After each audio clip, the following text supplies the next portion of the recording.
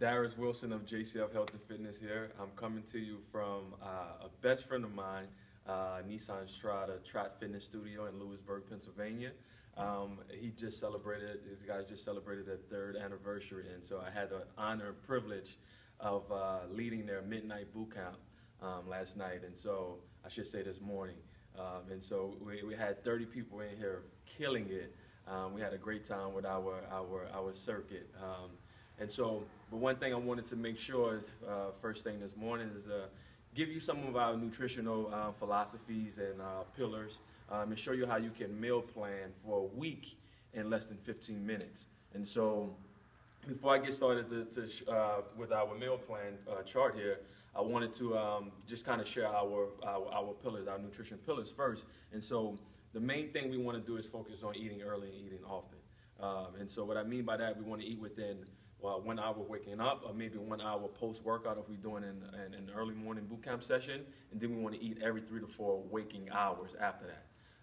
And then the number 2 thing we want to do is focus on getting protein. This is the one thing that I've seen most of our campers have come into us and are protein deficient. And so this is one of the things where it's very small, simple, that can produce a really big result. So we want to focus on getting anywhere between 18 and 30 grams of protein at every eating opportunity.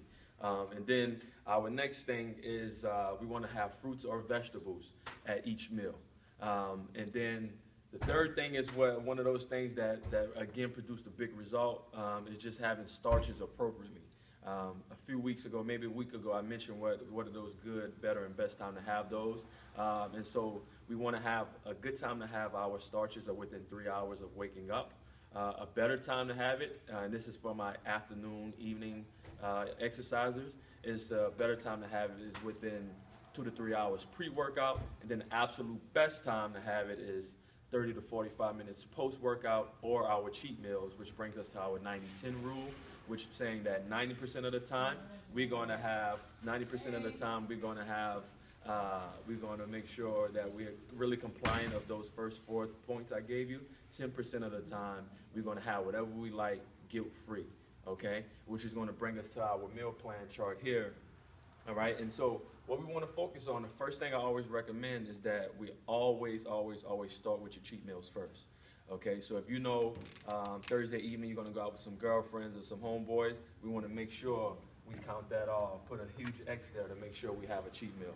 Saturday morning you like to go out and have brunch, okay, we're going to put a huge cheat meal there. And say, what about maybe Tuesday you have a meeting at work and then your employer providing the lunch? More than likely it's going to be some sort of sandwiches, some chips, maybe some water, some soda. We want that to be a cheat meal as well. So on average we're going to have anywhere between 2 and 4 cheat meals a week, because based on if we're eating 4 to 6 meals a day.